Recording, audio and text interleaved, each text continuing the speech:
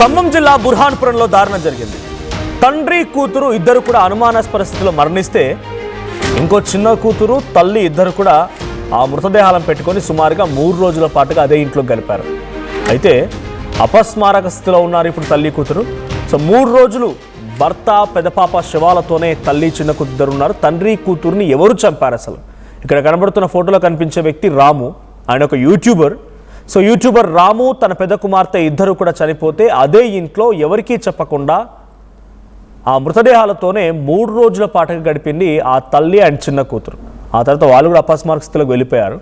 అయితే భర్త చనిపోయిన విషయాన్ని బంధువులకి చెప్పకుండా ఎందుకు రమ్య దాచింది? సంచలనంగా మారింది ఇప్పుడు ఈ విషయం. సో బుర్హాన్పూర్ మిస్టరీకి సంబంధించి ఇప్పుడు ఖమ్మం జిల్లా వ్యాప్తంగా సంచలనంగా మారింది. ఇక యూట్యూబర్గా పనిచేస్తున్నాడు రాము. 3 రోజుల క్రితం రాము అస్వస్థతకు గురయ్యాడని చెప్పి బంధువులకు ఫోన్ చేసి చెప్పింది రమ్య భార్య. ఇక బంధువులు తర్వాత మళ్ళీ ఎలా ఉన్నాడు, ఏంటి సంగతులు ఏంటి అని మళ్ళీ ఫోన్ చేసినప్పటికీ ఎన్నిసార్లు చేసినా స్పందించకపోవడంతో డైరెక్ట్గా ఇక రమ్య తల్లిదండ్రులు అనుమానంతో ఇంటికి వచ్చేశారు. ఇంటికి వచ్చి రాగానే వాళ్ళు ఒక కుళ్ళిపోయిన వాసనని గమనించారట. వెంటనే తలుపులు బద్దలు కొట్టి చూస్తే రక్తపు మడుగులో పడిపోయి ఉన్నాడు అటు రాము అండ్ పెద్ద కూతురు ఇద్దరు. దివ్యనాయని ఇక్కడ ఫోటోలో మీకు కనబడుతుంది చూడండి. దివ్యనాయని, రాము పెద్ద కూతురు అండ్ రాము. సో ఇద్దరు కూడా రక్తపు మడుగులో పడి ఉన్నారు. సో అటువైపు పక్కనే చూస్తే అపస్మారక స్థితిలోకి ఉంది రమ్య అండ్ చిన్న కూతురు దీక్షిత. భార్య అండ్ చిన్న కూతురు ఇద్దరు కూడా అపస్మారక స్థితిలో ఉన్నారు. భార్య రమ్య పైన ఇప్పుడు బంధువులు అనుమానం వ్యక్తం చేస్తారు. భార్య రమ్యపై ప్రస్తుతానికి పోలీసులు కేసు నమోదు చేశారు. రాము స్వస్థలం ఖమ్మం జిల్లా నీలకొండపల్లి మండలం అనంతనగర్ గ్రామం. సో ప్రస్తుతం వాళ్ళు ఖమ్మంలో ఉంటూ ఉన్నారు. ఖమ్మంలోని బుర్హాన్పురంలో ఉంటూ ఉన్నారు. బుర్హాన్పురంలో జరిగినటువంటి ఈ మిస్టరీ ఇప్పుడు సంచలనంగా మారింది. అయితే భార్య ఎవరో మూడో వ్యక్తి వచ్చి, తెలియని వ్యక్తి ఎవరైనా వచ్చి ఈ రకంగా నిర్వాకానికి పాల్పడినా, అటు భర్తని తర్వాత పెద్ద కుమార్తెని హతమార్చిన ఆవిడ సేఫ్గానే ఉంది కాబట్టి బయటికి విషయాన్ని పోర్ట్రే చేయాల్సింది. కానీ ఎక్కడా చెప్పకుండా 3 రోజుల పాటుగా అలాగే ఉండిపోయిందని అంటే అనుమానం వ్యక్తం అవుతోంది. సో భార్య పైన ఇప్పుడు పోలీసులు కేసు నమోదు చేశారు. సో మరి భార్య చేసిందా, ఇంకెవరైనా మూడో వ్యక్తి వచ్చాడా, లేకపోతే ఇంకేం జరిగిందనేది పోలీసుల విచారణ తేలే అవకాశం ఉంది. ఒకసారి ఆర్టీవీతో ఇంటి పక్కన వాళ్ళు, అంటే బుర్హాన్పురంలో రాము ఉంటున్నటువంటి ఆ ఇంటి పక్కన వాళ్ళు ఆర్టీవీతో మాట్లాడకొచ్చారు. మరి ఏం మాట్లాడారో చూద్దాం. ఈరోజు సాయంత్రం పూట మా ఇంటి ఆపోజిట్ ఇంట్లో 7:30 ప్రాంతంలో ఇంట్లో నుంచి స్మెల్ వస్తుందని ఆ అమ్మాయి వాళ్ళ రమ్య అనే బాధితురాలు వాళ్ళ తల్లిగారు వచ్చి మాకు చెప్తే మేము కిటికీల నుంచి చూడంగా చిన్న పాప ప్రాణంతో కొంచెం ప్రాణభయంతో కండ్లార్పుకుంటా బయటకు చూస్తుంటే పోలీస్ వాళ్ళ కంప్లైంట్ ఇచ్చి డోర్ బలగొట్టి చూస్తే చిన్న పాప ఒకటి బతుకుంది.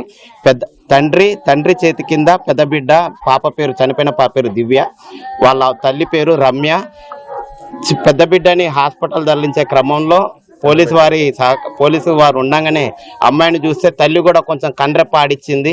అమ్మాయి కూడా నాకు తెలిసి అమ్మాయి ఇవాళ మధ్యాహ్నం పూట నాకు తెలిసి మందు దాగుంటుంది, పురుగుల మందు. నోట్లో నుంచి అయితే నొరుగుంది. తల్లి చిన్న బిడ్డ ఇద్దరు ఇప్పుడు గవర్నమెంట్ హాస్పిటల్ ట్రీట్మెంట్ అవుతారు.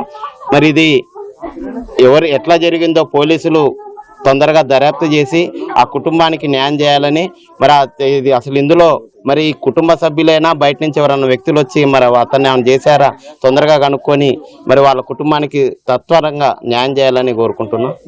అంటే మా అంచనా మినిమం 2 days అవుతుంది అబ్బాయి చనిపోయి. మరి ఇవాళ వాసనతోటి ఆ అమ్మాయి వాళ్ళ తల్లిదండ్రులు ఫోన్ ఎత్తట్లేదన్న భయంతో వచ్చి మాకు చెప్తే మేము ఇంటి ఎదురుగా వాళ్ళం కాబట్టి పోయి చూసేలోపు చిన్న పాప ప్రాణభయంతో బయట చూసేలోపు మాకు కూడా భయం వేసి పోలీసు వాళ్ళని పిలిపించి వెనక డోరు తలుపు బలగొట్టుకొని బయట లోపల పోయి చూస్తే చిన్న పాపకు తల మీద ఇక్కడ నుదురు మీద గట్టిగా దేంతో కొట్టిన గాయం ఉంది. అబ్బాయికి కూడా మొత్తం ముఖం బలిగిపోయి మినిమం మేము అనుకోవడం అయితే 1 day కంటే ఎక్కువనే అయింది అబ్బాయి చనిపోయి. రాము భార్య భర్తలు బాగానే ఉంటారు, మరి ఏం జరిగిందో తెలియదు అన్న. Ramya house wife. రమ్య అని అయితే నేను ఈరోజు మార్నింగ్ 9:30, 10 ప్రాంతంలో మా ఇంటి ముందు నుంచి ఇంట్లో పోతుండగా అయితే చూసా. అమ్మాయి అయితే ఇవాళ చూసాం. ఇవాళ మేము అందరం మా బజార్ మొత్తం చూసింది. ఇంటి పక్కన ఉన్న వాళ్ళకు కూడా వాళ్ళు టిఫిన్ కూడా ఇచ్చారు. భర్తకి ఏదో జ్వరం వచ్చిందంటే బయటికి పోలేని క్రమంలో మరి అమ్మాయి ఇడిపోతుంది అన్న భయంతో వాళ్ళ ఇంటి పక్కన వాళ్ళు ఇడ్లీ కూడా ఇచ్చారు. మార్నింగ్ 10:30కి 11కి భార్యనైతే మేము చూసాం. మరి ఈడు రాము అన్న వ్యక్తి అయితే మాత్రం చనిపోయి మినిమం 1 day అవుతుంది. మరి ఇందులో ఎన్ని కోణాలు ఉన్నాయో పోలీసు వారు వేగంగా వాసన నాకు నిన్నటి నుంచి వచ్చింది కానీ అన్న ఇప్పుడు మోరీలు తీస్తున్నారు కాబట్టి ఆయన పందికొక్కులు చనిపోయిన దానితోటి అనుకున్నాను తప్ప ఇట్లా బాడీ అనుకోలేదు. వాళ్ళ అమ్మాయి వాళ్ళ తల్లి తండ్రి వాళ్ళ అన్నయ్య వచ్చేలోపు స్మెల్ వస్తుంది ఇంట్లో నుంచి, కొంచెం రండి అని మేము మమ్మల్ని పిలిస్తే మేము పోయి చూస్తే చిన్న పాప ప్రాణ భయంతో చూసి మేము అనుకున్నాం అమ్మ ఇంట్లో ఏదో జరిగి ఉండొచ్చు, అందుకే పాప భయంగా ఉందని చూసేలోపు పాపకైతే దెబ్బ గట్టి తగిలింది. పాప అయితే మరి అమ్మాయి కూడా ప్రాణాంతకంగానే ఉంది. గవర్నమెంట్ హాస్పిటల్ తీసుకుపోయారు. ఇప్పుడు మీ అమ్మాయి దగ్గరికే పోతున్నాం. చిన్న పాప భార్య బతకాలని భగవంతుని కోరుకుంటూ మరి హత్యకి వీళ్ళు ఇక్కడ ఉండబట్టి 5 years. వీళ్ళది నేలకొండపల్లి అనంతనగరం అబ్బాయి వాళ్ళది. గతంలో ఏమి లేవు. భార్య భర్తలు అయితే మంచిగా ఉంటారు. ఇక ఇంట్లో గొడవలు అయ్యి భార్య భర్తలకైతే సహజం. ఆ గొడవలతోటి ఇది జరిగిందని అయితే మేము అనుకోవట్లేదు. పెద్ద బిడ్డ దివ్య 5 సంవత్సరాలు, కణతాల రాము అబ్బాయికి మాక్సిమం 32 years ఉండొచ్చు. పెద్ద తండ్రి పెద్ద బిడ్డ ఇద్దరు చనిపోయారు. చిన్న పాపకి గాయంతో నుదురు మీద ఏదో గట్టిగా ఇది సుత్తేనో కర్రతోటో కొట్టిన గాయం ఉంది చిన్న పాపకు. అమ్మాయి హాస్పిటల్లో ఉంది. భార్య కూడా పురుగుల మందు దాగి ఇప్పుడు గవర్నమెంట్ హాస్పిటల్ చికిత్స పొందుతుంది. ఈరోజు ఇది రాము ఇంటి ఇరుగు పొరుగు వాళ్ళు చెప్తున్నమాట. ఈరోజు ఉదయాన్నే అంటే నిన్న ఉదయాన్నే ఆల్రెడీ రాము భార్య రమ్య బయటికి వెళ్ళి ఎవరో టిఫిన్ ఇచ్చారని భర్తకు జ్వరం వచ్చిందని చెప్పుకొచ్చిందంట. అంటే ఆ తర్వాత చాలా వరకు ఫోన్ లిఫ్ట్ చేయలేదని చెప్పి ఇరుగు పొరుగు వాళ్ళకి అటు రమ్య తల్లిదండ్రులు చెప్పడంతో డోర్ బద్దలు కొట్టుకొని వెళ్ళి చూస్తే రాము అండ్ రాము పెద్ద కూతురు దివ్య ఇద్దరు కూడా రక్త మడుగులో కొట్టుకుంటూ ఉన్నారు. రక్త మడుగులో వాళ్ళు చనిపోయి ఉన్నారు. ఇటు చిన్న కుమార్తె కూడా కొంత తన నుదుటి పైన గాయమైంది, కన్నురెప్పలు ఆడిస్తోంది, ప్రాణాపాయ పరిస్థితిలో ఉంటే ఆసుపత్రిలో చేర్చాము. రమ్య కూడా అపస్మారక స్థితిలో ఉంది అనేటువంటి విషయాన్ని చెప్తున్నారు. సో డీటెయిల్స్లోకి వెళ్దాం. ప్రతినిధి ఉదయ్ సిద్ధంగా ఉన్నారు. ఉదయ్, సో ఏం జరిగింది? ఒకే ఫ్యామిలీలో ఉన్న వారు బయటికి రాలేదు, మూడో వ్యక్తి ఎవరైనా ఉన్నారా అంటే అనుమానము లేదు. నిజంగానే ఆ భార్యకు తెలియకుండా ఎవరైనా మూడో వ్యక్తి వచ్చి హతమార్చంటే భార్య కనీసం తను బతికే ఉంది కాబట్టి ఇతరులకు ఇన్ఫర్మేషన్ ఇవ్వాల్సింది. ఉదయాన్నే బయటికి రావడం మేము చూసామనేటువంటి మాటని ఇరుగు పొరుగు వారు చెప్తున్నారు. అంటే ఆ అమ్మాయికి ఫుల్ కాన్షియస్గా, అంటే భార్యకి ఫుల్ కాన్షియస్గా ఉంది, బయటికి లోపల వెళ్ళడం ఆ ఇరుగు పొరుగు వారు చూశారు. ఏం జరిగి ఉండొచ్చు? పోలీసులు ఇప్పుడు భార్యపై అనుమానం వ్యక్తం చేస్తున్నారు. బంధువులు ఏం చెప్తున్నారు? ఎటువంటి గొడవలు ఉండేవి? దీనిపైన పోలీసుల యాక్షన్ ఏంటి? ఎస్ మనోజ్, ప్రస్తుతం కనతాల రాము అతని పెద్ద కుమార్తె దివ్యానాయిని మృత్యువాత పడినటువంటి ఘటనపై ప్రస్తుతం పోలీసులు అయితే అనేక కోణాల్లో దర్యాప్తు చేస్తున్నారు. ప్రస్తుతం ఖమ్మం ఏసీపీ రమణమూర్తితో పాటు 2 టౌన్ పోలీసులు కూడా ప్రత్యేక బృందాన్ని కూడా దీనికోసం ఏర్పాటు చేశారు. అయితే ఈ జరిగినటువంటి ఘటనకు సంబంధించి అనేక విషయాలు కూడా వెలుగులోకి రావాల్సినటువంటి అవసరం అయితే ఉంది. ఒక మీడియా సంస్థలో విలేకరుగా పనిచేస్తున్నాడు కనతాల రాము. సుమారు 5 ఏళ్ల క్రితం ఖమ్మం జిల్లా నేలకొండపల్లి అనంతనగర్కు చెందినటువంటి కనతాల రాము అటు వృత్తిరీత్యా కావచ్చు, జీవనోపాధి కోసం ఖమ్మం నగరానికి వచ్చాడు. ఖమ్మం నగరంలోని బుర్హాన్పురంలోనే ఓ ఇంటిని అద్దెకి తీసుకొని అక్కడ నివాసం ఉంటే ఒక మీడియా సంస్థలో పత్రికా విలేకరుగా పనిచేస్తున్నారు. ఇద్దరు కూడా అన్యోన్యంగా ఉండేది. వాళ్ళిద్దరు దాంపత్యము రాము రమ్య ఇద్దరు కూడా కలిసి ఆనందంగా ఉండేవారు. వారిద్దరికి 2 కుమార్తెలు ఉన్నారు. పెద్ద కుమార్తె 5 సంవత్సరాల వయసు గల దివ్యనయని, చిన్న కుమార్తె దీక్షిత. ఇద్దరు కూడా ఆ కుటుంబం అంతా కూడా అన్యోన్యంగా సాగుతున్నటువంటి కాపురం సాగుతుందని స్థానికులు చెప్తున్నారు. కానీ నిన్న రాత్రి సుమారు 7 గంటల సమయంలో అటు రమ్య కుటుంబ సభ్యులు ఇంటికి వచ్చే ప్రయత్నం చేశారు. గడిచినటువంటి 4 రోజుల కాలంగా రమ్య ఫోన్ కాల్స్ ను స్పందించట్లేదు, ఫోన్ లిఫ్ట్ చేయట్లేదు అన్నటువంటి సమాచారంతో రమ్య కుటుంబ సభ్యులు ఇంటికి వచ్చి చూడగా పూర్తిగా ఇంట్లోంచి దుర్వాసన రావడం కావచ్చు, ఇంట్లో ఉన్నటువంటి చిన్న కుమార్తె కిటికీలోంచి కొంత భీతిలుతూ భయపడుతూ వారిని గమనించడంతో ఒకసారిగా ఏం జరిగిందన్నటువంటి ఆలోచన ఆంతర్యం వాళ్ళ మదిలో తట్టడంతో అక్కడ ఉన్నటువంటి కుటుంబ సభ్యులు రమ్య తల్లి సోదరుడు కావచ్చు, ఇతరత్ర కుటుంబ సభ్యులతో పాటు స్థానికుల సహకారంతో ఇంటి తలుపులు బద్దలు కొట్టి లోపలికి వెళ్లే ప్రయత్నం చేశారు. అయితే ఒక్కసారిగా లోపలికి వెళ్ళిన తర్వాత రక్తపు మడుగులో గదిలోనే పూర్తిగా అచేతనమైనటువంటి స్థితిలో తీవ్రమైనటువంటి రక్తసిక్తమైనటువంటి గాయాలతో దర్శనమిచ్చాడు కనతాల రాము. అతని పెద్ద కుమార్తె దివ్యనయని కూడా పూర్తి స్థాయిలో రక్తపు మడుగులో కొట్టుకొని పడడం చూశారు స్థానికులు. వెంటనే ఈ అంశంపై ఖమ్మం 2 టౌన్ పోలీసులకు సమాచారం ఇచ్చారు. వెంటనే క్లూస్ టీమ్ కూడా రంగంలోకి దిగింది. అయితే అప్పటికే అటు పూర్తిగా కుటుంబ సభ్యుల్లో ఉన్నటువంటి అందరూ కూడా మృత్యువాత పడ్డారని స్థానికులు భావించారు. కానీ చిన్న కుమార్తె దీక్షిత మాత్రం పూర్తిగా ఆమె కోలుకుంది. అపస్మారక స్థితిలోంచి కోలుకున్న తర్వాత అటు వాళ్ళందరినీ కూడా గమనించి ప్రారంభించడంతో వెంటనే ఆమెను హుటాహుటిన స్థానిక ప్రైవేట్ ఆసుపత్రికి తరలించి చికిత్స అందించే ప్రయత్నం చేశారు. ఆ తర్వాత రాము భార్య ఉన్నటువంటి రమ్యను కూడా పూర్తిగా ఆమెను తట్టిలేపే ప్రయత్నిస్తారు. అయితే అప్పటికే ఆమె అపస్మారక స్థితి నుంచి కోలుకోవడంతో ఆమె కూడా బ్రతికే ఉందని నిర్ణయించుకున్నటువంటి ఆ కుటుంబ సభ్యులు స్థానికులు వెంటనే ఆమెను కూడా ప్రైవేట్ ఆసుపత్రికి తరలించారు. అయితే సుమారు రాము కావచ్చు, రాము పెద్ద కుమార్తె దివ్యనయని కావచ్చు మృతి చెంది సుమారు 2 నుంచి 3 రోజులు అయి ఉండొచ్చని కూడా ప్రస్తుతం స్థానికులు కూడా ఒక అంచనా వేస్తున్నారు. దానిపై అనేక అనుమానాలు కూడా వ్యక్తమవుతున్నటువంటి సిచ్యువేషన్. అసలు రాము మృతి నిజంగా హత్య, ఎందుకంటే ఒంటిపై పూర్తిగా గాయాలు ఉన్నాయి, తీవ్రమైనటువంటి రక్తస్రావం అక్కడ జరిగింది, గది నిండా కూడా తీవ్రంగా రక్తం ఉంది. గడిచినటువంటి 4-5 రోజులుగా రాము ఫోన్లకు కూడా స్పందించట్లేదని రాము కుటుంబ సభ్యులు చెప్తున్నారు. సో ఈ అంశంపై అనేక కోణాల్లో దర్యాప్తు చేస్తున్నారు. ప్రధానంగా భార్య రమ్యకు పూర్తి విషయం తెలిసి వచ్చని కూడా స్థానికులు కూడా భావిస్తున్నారు. సుమారు 3-4 రోజులు ఘటన జరిగి ఉన్నటువంటి నేపథ్యంలో ఎందుకు ఈ అంశాన్ని రమ్య గోప్యంగా ఉంచిందనే అంశంపై ఇంకా పోలీసులు కూడా ఆరా తీస్తున్నారు. నిన్న ఆమెకు ఒక ప్రైవేట్ ఆసుపత్రిలో చికిత్స అందించినటువంటి తర్వాత ప్రాథమిక దర్యాప్తు కూడా పోలీసులు నిర్వహించినట్టు తెలుస్తుంది. 3 రోజుల క్రితమే అటు రాము మృతి చెంది ఉంటాడని కూడా ప్రస్తుతం పోలీసుల దర్యాప్తులో అనేక విషయాలు వెలుగులోకి వస్తున్నాయి. అయితే అసలు ఎందుకు రాముని ఒకవేళ రమ్య చంపాల్సి వచ్చిందా, లేదంటే ఇందులో మూడో ఒక వ్యక్తి ప్రమేయం ఏమైనా ఉందా, లేదంటే ఇతరత్ర వివాహేతర సంబంధాలు లాంటి ఏమైనా కారణాలు ఉన్నాయి, లేదంటే భార్యాభర్తల మధ్య మనస్పర్ధల నేపథ్యంలో ఇరువురి మధ్య ఘర్షణ జరిగిన నేపథ్యంలో అటు ఏదైనా అంటే పూర్తిగా ఏదైనా సంబంధించినటువంటి వస్తువుతో ఆమె తలబాధనం కానీ ఇట్లాంటి ఏమైనా చేసిందా, అందుకే పెద్ద ఎత్తున రక్తస్రావం జరిగిందా అనేది కూడా పూర్తి స్థాయిలో అటు పోలీసులు కావచ్చు, క్లూస్ టీం కూడా పూర్తి స్థాయిలో వెరిఫై అయితే చేస్తుంది. అయితే మూడో వ్యక్తి ఎవరైనా వచ్చారా లేదా, ఇందులో కేవలం ఎందుకంటే ఒక వ్యక్తిని చంపాలన్నా, ఒక వ్యక్తిపై దాడి చేయాలన్నా కానీ కేవలం ఒక్క మహిళతో అయి ఉండదు, ఖచ్చితంగా వేరొకరు సహాయం చేసి ఉండొచ్చని కూడా అనుమానాలు వ్యక్తమవుతున్నాయి. ప్రస్తుతం పోలీసులు కూడా అక్కడ స్థానికంగా ఉన్నటువంటి సీసీ ఫుటేజ్ కావచ్చు, సీసీ కెమెరాలు కూడా పరిశీలించే సిచ్యువేషన్ చూస్తూ ఉంటే అక్కడ రమ్య అపస్మారక స్థితిలో వెళ్ళిన సిచ్యువేషన్ కానీ, దీక్షిత చిన్న కూతురు సిచ్యువేషన్ కానీ, రాము పెద్ద కుమార్తె దివ్యనయని వెళ్ళిన సిచ్యువేషన్ చూస్తూ ఉంటే స్థానికులకు ఏమనిపించింది అంటే ఎవరో ఒకరు ఎంట్రీ ఇచ్చి దాడి చేశారనిపించిందా, వాళ్ళ ఒంటిపై ఎటువంటి గాయాలు ఉన్నాయి ముందుగా గమనించినప్పుడు వాళ్ళకి ఏ రకంగా అనిపించిందా, గాయాలు కానీ లేకపోతే వాళ్ళున్న సిచ్యువేషన్ కానీ?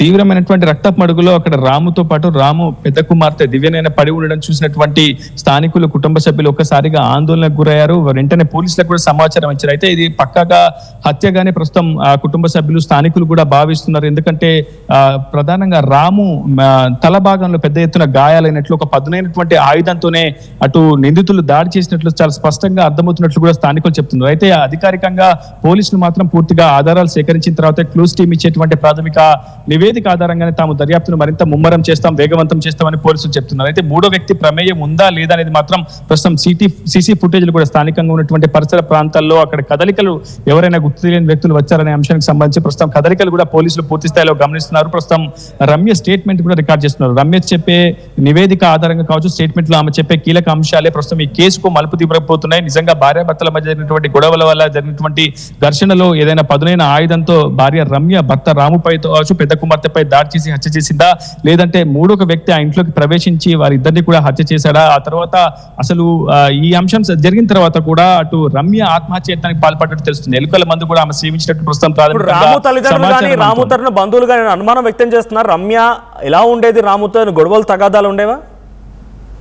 సుమారు 5 ఏళ్ళు అవుతుంది వీళ్ళు పూర్తిగా వేరు జీవనం ఉంటూ ప్రస్తుతం వేరు కాపురం పెట్టి కూడా ఖమ్మం నేలకొండపల్లి మండలం అంత నగరంలో ఉండేటువంటి వీరిద్దరు కూడా తర్వాత పూర్తిగా వృత్తిరీత్యా కావచ్చు, కంతల రాముకు జీవనోపాధి కోసం ఖమ్మం వచ్చిన తర్వాత వీరి కుటుంబం అంతా కూడా సపరేట్ గా ఉంటుంది. అయితే నిత్యం కుటుంబ సభ్యులతో సాఫీగానే సాగేదాన్ని, కాపురం అంతా కూడా పూర్తిగా సక్రమంగానే ఉండదు. ఇద్దరి మధ్య ఎటువంటి విభేదాలు లేవని స్థానికులు కూడా చెప్తున్నారు. కానీ కొన్ని చోట్ల కొంతమంది స్థానికులు మాత్రం చాలా స్పష్టంగా ఇరువురి మధ్య కొంత విభేదాలు ఉండేవని, తరచూ గొడవలు కూడా అయ్యేవని కూడా కొంతమంది స్థానికులు చెప్తున్నారు. ఏదైనా ఏ అంశానికి సంబంధించిన పూర్తి స్థాయిలో రమ్య ఇచ్చే స్టేట్మెంట్ మాత్రం చాలా కీలకంగా ఉండే అవకాశం ఉంది. రమ్య నుంచి ప్రస్తుతం అనేక ఆధారాలు, అంశాలను కూడా పోలీసులు విచారణలో తెలుసుకుంటున్నటువంటి సిచ్యువేషన్. దీనికి సంబంధించి అధికారికంగా ప్రకటన కూడా మరికొద్దిసేపట్లో విడుదల చేసే అవకాశం ఉంది. ఇది ఆత్మహత్య, హత్య, లేదంటే మూడో వ్యక్తి ప్రమేయంతో హత్య, ఇలా అనేక కోణాలు ప్రస్తుతం పోలీసులు దర్యాప్తు చేస్తున్నారు. మన jot right. Thank you Uday. This content had some disturbing visuals. Your discuss is advised. ఈ కాంటెంట్లో కొంత కలవరపాటు గురిచేసే అంశాలను తగు జాగ్రత్తలు తీసుకోమని ఆర్టీవీ హెచ్చరిస్తోంది. ఖమ్మం జిల్లా బుర్హాన్పల్లికి సంబంధించినటువంటి తండ్రి కుమార్తెల యొక్క మరణానికి సంబంధించిన విషయంలో ఇది ఒక మిస్టరీగా మారింది. అయితే రాము తన పెద్ద కుమార్తె దివ్యనైని ఇద్దరు రక్తపు మడుగులో ఉన్నారు, పడిపోయి ఉన్నారు. సుమారుగా 3 రోజులు అయిపోతుంది వాళ్ళు చనిపోయి అనేది స్థానికులు చెప్తున్నమాట. సో కుళ్ళిపోయిన వాసన వచ్చింది ఆ ఇంట్లో నుంచి అని అంటే ఎన్ని రోజులు అవుతుందో చనిపోయి అర్థం చేసుకోండి. సో భార్య అండ్ చిన్న కుమార్ ఇద్దరు కూడా అపస్మారక స్థితిలో ఉన్నారు. అయితే అదే రోజు ఉదయాన్నే భార్య బయటికి వెళ్ళొచ్చింది. ఉదయం 9 గంటల సమయానికి టిఫిన్ కూడా తీసుకొచ్చింది. భర్తకి హెల్త్ బాగాలేదు, ఫీవర్ వచ్చిందని కూడా బయట స్థానికులకి ఇరుగు పొరుగు వారికి చెప్పినట్టుగా ఒక నైబర్, అంటే రామునిటువంటి ఇంటి దగ్గర ఉన్నటువంటి ఒక ఇరుగు పొరుగు నైబర్ చెప్తున్నమాట. సో మరొక నైబర్ కూడా మాట్లాడుకొచ్చారు. అసలు రాముకి అండ్ రమ్యకి ఎటువంటి విభేదాలు ఉండేవి, ఏమైనా గొడవలు ఉన్నాయా, సో ఎందుకు ఈ రకంగా ఆ భార్యపై అనుమానం వ్యక్తం చేయాల్సి వచ్చింది? లేదంటే ఇంకా మూడో వ్యక్తి ఎవరైనా వచ్చారా? ఒకసారి ఆర్టీవీతో ఆ నైబర్ మాట్లాడుకొచ్చారు, ఆయన ఏం మాట్లాడారో చూద్దాం. చేసినట్టు నేను ఫోన్ చేసి ఇట్లా మెడిసిన్ ఉన్నాయి బాబాయ్ తీసుకురారా, హాస్పిటల్లో ఆపరేషన్ చేయాలి అంటే తెస్తలేకపోయినావా, హాస్పిటల్కి వచ్చి ఇచ్చి నేను ఇంటికి వస్తా అని చెప్పింది. సరే ఇవ్వు అనన్నా. అంటే ఎందుకురా మరి నువ్వు రావంటే నాకు చేతగట్టలేకపోయినావా, నేను రాను అన్నాడు. అంటే సార్ నువ్వు రాకుండా మళ్ళీ మెడిసిన్ అన్న తెచ్చియ్యి అని చెప్పిన. అంటే తెస్తలే అన్నాడు. అన్నాక మేము ఉదయం నుంచి చేస్తుంటే మధ్యాహ్నం ఎప్పటికో వచ్చినాం మేము హాస్పిటల్కి. ఎన్నిసార్లు ఫోన్ చేసినా కానీ ఫోను లిఫ్ట్ చేయట్లేదు సార్. లిఫ్ట్ చేయకుండా 10 సార్లు చేస్తే 10 సార్లకి ఒక్కసారి చేసింది, ఒక్కసారి ఎత్తి అత్తయ్య ఈయన పడుకుండు చేత కావట్లేదని పడుకున్నా అది. అంటే పడుకుంటే హాస్పిటల్కి మరి మందులు కావాలి అమ్మాయి కొంచెం ఇచ్చిపోను ఓపీ చేసుకొని అంటే ఆయన ఒక అరగంటకు వస్తాడు అత్తయ్య అన్నది. అరగంటకు వస్తాడంటే సరేలే అరగంటకు వచ్చి ఇవ్వనన్నా. అరగంట పోయింది, గంట అయింది రావట్లే. ఆపరేషన్కి రెడీ చేస్తారు మా సార్ని. అయితే ఇట్లా అమ్మాయి ఇట్లా హాస్పిటల్కి రెడీ చేస్తారంటే అన్నదిగా మళ్ళీ వస్తలే అత్తయ్య పడుకుండు, వస్తలే అత్తయ్య పడుకుండు మొన్నటి నుంచి అంటుంది. అంటే అదేందమ్మా హాస్పిటల్ ఆపరేషన్ టైం అవుతుందమ్మా ఎట్లా అంటే ఇక ఎన్నిసార్లు చేసినా ఇంక ఎత్తట్లే. మళ్ళీ 10 సార్లు చేసి ఒకసారి ఎత్తి వస్తాడని చెప్తుంది. నైట్ 10 వరకు కూడా ఇదే. నేనేం చేసినట్టు ఈ మందులు ఏం రావాలని చెప్పి మళ్ళీ తీసుకొని మెడిసిన్ ఆపరేషన్ ఎట్లా ఇచ్చేసిన. ఈ లోపల ఆపరేషన్ అయిపోయింది. నైట్ 10కి ఫోన్ చేసిన. ఫోన్ చేస్తే అప్పుడు కూడా ఎత్తకుండా మక్క ఫోన్ చేసింది నాకు వాళ్ళమ్మ. ఫోన్ చేసి ఏంద్రా ఏడున్నవరా అంటే ఇటు హాస్పిటల్కి వచ్చినాక ఈయనకు ఆపరేషన్ అయితే మరి చెప్పకపోయినా నాకు నేను వద్దునా అన్నది. అంటే నేను అనగా ఏమో లెక్క ఏముందిలేగా మేము వస్తాంలే రేపు ఎల్లుండా వద్దులే నేను వస్తా అంటే వద్దురా అన్న. వద్దులే అంటే సరేలే అని చెప్పి ఇట్లా సంగతి అక్క వాడు మందులు తీసుకుపోయిండు, మందులు తేలేదు, ఆపరేషన్ టైం అవుతుందన్నా కూడా మందులు తీసుకురాలేదు, మరి మందులను ఇచ్చిపోతే బాగుంటుంది అంటే అదేంటి జ్వరం తగిలిన మందులు వాడు మాట్లాడటానికి ఏముంది, వాడు మాట్లాడలేదే ఆ అమ్మాయే మాట్లాడుతుంది, వాడు ఎన్నిసార్లు చేసినా మాట్లాడలేదే అని చెప్పిన. రమ్యనే మాట్లాడుతుంది అన్న నేను. అంటే సరేలే అని చెప్పేసి మాట్లాడగా అదేందని మా అక్క ఫోన్ చేసి అదేంద్రా బాబాయ్ హాస్పిటల్ ఉంటే మందులు ఇవ్వాలిగా అని అమ్మాయి మా అక్క ఫోన్ చేసినా అమ్మాయి మాట్లాడిందంటే వాడిని మాట్లాడలే. అంటే హాస్పిటల్ మందులు ఇచ్చి వచ్చింది అమ్మాయి అంటే అత్తయ్య లేవలేదు అత్తయ్య పడుకుండు చేతగాక పడుకుండు అన్నదంట. ఎంత చేతగాకున్న మందులు ఇవ్వటానికి ఏముంది అమ్మాయి, వాడికి ఫోన్ అంటే పడుకుండు అత్తయ్య అన్నదంట. వాడికి ఫోన్ నీ మాట్లాడుతానే పడుకుండాను అంటుందంట మా అక్కతో కూడా. అంటుంటే ఇట్లా అంటే సరేలే అక్క ఒక ఫోన్ ఎత్తి వాడు మాట్లాడితే చెప్పక్క ఇట్లా మందులు తీసుకొచ్చి హాస్పిటల్కి అని నేను చెప్పిన. అంటే సరే చెప్తులే అన్నది. ఈ లోపల మా అక్క చేసినాక ఇట్లా అన్నట్రా ఇట్లా అన్నది. ఆ అమ్మాయి మాట్లాడింది, వాడు మాట్లాడట్లేదు, వాడైతే మాట్లాడట్లేదు, మరి ఆ అమ్మాయి మాట్లాడుతుంది ఇట్లా అంటుందంటే ఇంకా సరేలే అక్క నీ మెడిసిన్ తీసుకొని ఇచ్చేసిన అయిపోయింది అన్నాక ఇక నేను మా మరిది కొడుకు ఇక్కడే ఉంటాడు ఖమ్మంలో. అయితే నేను అనగా సంగతి రాయ రామోళ్ళ ఇంట్లో మందులు ఉన్నాయిరా మందులు తీసుకురాయి అంటే తెస్తలే పెద్దమ్మంటే నైట్ 10:30కి నా మరిది కొడుకు నైట్ 10:30కి ఇక్కడికి వచ్చిండు. రాత్రి 10:30కి వస్తే గేటు నేను మధ్యాహ్నం అడిగింది మా అక్క తిట్టినాక మందులు ఇవ్వడానికి ఏదైనా తిట్టినాక అప్పుడు సర్లే ఇస్తావులే అత్తయ్య ఎవరిని వస్తే మరి పంపిస్తే ఇవ్వండి అంటే సర్లే ఇస్తావులే అన్నదంట. అన్నాక నాకు ఫోన్ చేసింది. అప్పుడు ఫోన్ చేసింది ఇదేమ్మా. ఫోన్ చేసి ఏంది అత్తయ్య మరి ఎవరు నుండి పంపి అత్తయ్య అన్నది. అంటే ఇదేనమ్మా ఇంతేనమ్మా ఒకవేళ డబ్బులు లేకుంటే ప్రాణం పోవటమే కదా, మందులు ఈ రైతులు మీరు ఏ రైతులు నేనంటే అత్తయ్య ఆయన లేవలేదు అత్తయ్య అన్నది. అంటే నేను మా బుడ్డి వెంకటసాయిని పంపిస్తా వాడికి అంటే సరే పంపి అత్తయ్య అంటే ఎన్నింటికి పంపిస్తావా అని అడిగింది. అంటే ఎన్నో ఒక ఇంటికి వస్తాడు వాడు కాలేజీలో ఉండి వాడు వచ్చినప్పుడు ఆ టైంకి ఇవ్వండి అని చెప్పిన. అంటే సరేలే అని మధ్యాహ్నం అయింది. మధ్యాహ్నం రాకపోతే మళ్ళీ చేసింది నాకు. చేసి ఏంది అత్తయ్య ఇంకా రాలేదని అడిగింది. అంత ముందేమో ఎత్తలే అసలు ఎన్నిసార్లు చేసిన. మాట్లాడితే వస్తాడులే వచ్చినప్పుడు ఇవి అన్న. వాడు 10:30కి వచ్చిండంట నైట్ ఇక్కడికి. 10:30కి వస్తే బయటకు వచ్చి ఇచ్చిందంట మందులు. వాడు లోపల పోనీలే ఇక ఆ అమ్మాయి బయటకు వచ్చి ఇచ్చేసిందంట మందులు. ఇక అదే నేను పొద్దున కూడా మరి ఫోన్ చేసిన. సరే జ్వరం తగిలింది అన్నది ఎట్టుందో కనుక్కుని నేను అంత ముందు ఆ హాస్పిటల్ తీసుకపో వాళ్ళు జ్వరం తగిలితే అన్న నేను. అంటే చూస్తాడు అత్తయ్య చూసి రేపు తీసుకుపోతాం అత్తయ్య అన్నది. అన్నాక మళ్ళీ నైట్ పొద్దుటీలు ఫోన్ చేసి నేను పొద్దున ఫోన్ చేసిన సార్ జ్వరం ఎట్టుందో కనుక్కుందాం మందులా గిందులా అని నేను ఫోన్ చేసిన. ఫోన్ చేస్తే లిఫ్ట్ చేయలేదు. ఒక్కసారే చేసాను సార్ పొద్దున ఎత్తలే ఫోన్. ఇంకా అదే సార్ లాస్ట్ నా కొడుకు మొన్న పొద్దుటీలు 10:30కి మాట్లాడిండు 10:30-11ంటికి. ఇక 2 రోజులు కూడా ఆ అమ్మాయి ఎత్తుతుంది, ఆ అమ్మాయి మాట్లాడుతుంది, నా కొడుకుతో మాట్లాడి లేదమ్మా.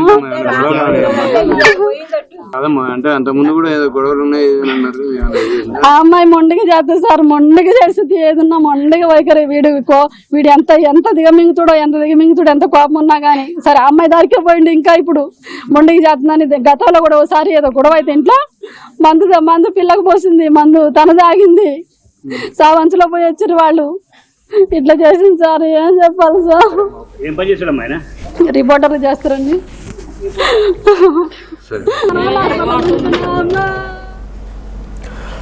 ఓ పత్రికా విలేకరిగా పనిచేస్తున్న రాము అనేటువంటి వ్యక్తికి తన భార్య ఏకంగా యముడిగా మారిందనేది రాము తల్లిదండ్రులు చెప్తున్నమాట. రాము వాళ్ళ తరపున బంధువులు లేకపోతే వాళ్ళ తండ్రి ఎవరు ఆసుపత్రిలో ఉన్నారు, సర్జరీ అంటున్నారు, మెడిసిన్ అంటున్నారంటే పంపిస్తా అని చెప్పి రాము తల్లి ఎన్నిసార్లు ఫోన్ చేసినా లేడు, పడుకున్నాడనే సమాధానం చెప్పింది. కానీ కనీసం భర్తకి ఇలా జరిగిందని కానీ, భర్త ఇబ్బందులో ఉన్నాడని కానీ, లేకుంటే తను ఎలా చెప్పగలుగుతుంది? బహుశా తనే ఈ క్రైమ్కి పాల్పడింది అనేది బంధువుల తరపున అనుమానం. సో తనే క్రైమ్కి పాల్పడి తన కూతుర్నే తనే హతమార్చుకొని తన భర్తని తనే హతమార్చి ఆ రక్త మడుగులో వారు అక్కడ పడేసి చిన్న కుమార్తెను కూడా నుదుటిపై గాయం చేసిందట. చిన్న కుమార్తె కూడా నుదుటిపై గాయం ఉందట. సో తను కూడా అపస్మరస్థితిలోకి వెళ్ళినట్టుగా నటించి ఇప్పుడు ఈ క్రైమ్లో నుంచి తప్పించుకోవాలనుకుంది. కానీ పోలీసులు తనపైన కేసు నమోదు చేశారు. సో ప్రజెంట్ అటు రాము తరపున తల్లి, తండ్రి, వాళ్ళ బంధువులు చెప్తున్న వివరాల ప్రకారంగా భార్యే రమ్యే వీటన్నిటికీ కారణం అని చెప్తున్నారు. ఎన్నిసార్లు ఫోన్ చేసినా లేడు, పడుకున్నాడు లేడు అనే ఈ సమాధానమే కానీ నా కొడుకుతో మాట్లాడనివ్వలేదు అనేది రాము తల్లి చెప్తున్నమాట. సో ఈ కేసు ప్రెసెంట్ పోలీసులు ఇన్వెస్టిగేషన్ చేస్తున్నారు. ఇప్పటివరకైతే భార్యే ప్రధాన నిందితురాలు అనుమానం కలుగుతోంది. భార్యే భర్త రాముని, కుమార్తె దివ్యనయని, ఇంకో కుమార్తె దీక్షితని హతమార్చాలని ప్రయత్నం చేసింది. పెద్ద కుమార్తె భర్త చనిపోగా చిన్న కుమార్తె ప్రాణాపాయ పరిస్థితి ఇప్పుడు కొట్టుమిట్టాడుతోంది. భార్య అపస్మరస్థితిలో వెళ్ళినట్టుగా నటించింది. ఆసుపత్రిలో చికిత్స పొందుతున్నారు. సో దీనికి సంబంధించి పోలీస్ ఇన్వెస్టిగేషన్ కొనసాగుతోంది. So this content had some disturbing visuals. Your discretion advised. ఈ కాంటెంట్లో మీద కొంత కలవరపాటు గురి చేసే అంశాలు ఉన్నాయి, తగు జాగ్రత్తలు తీసుకోమని ఆర్టీవీ హెచ్చరిస్తోంది.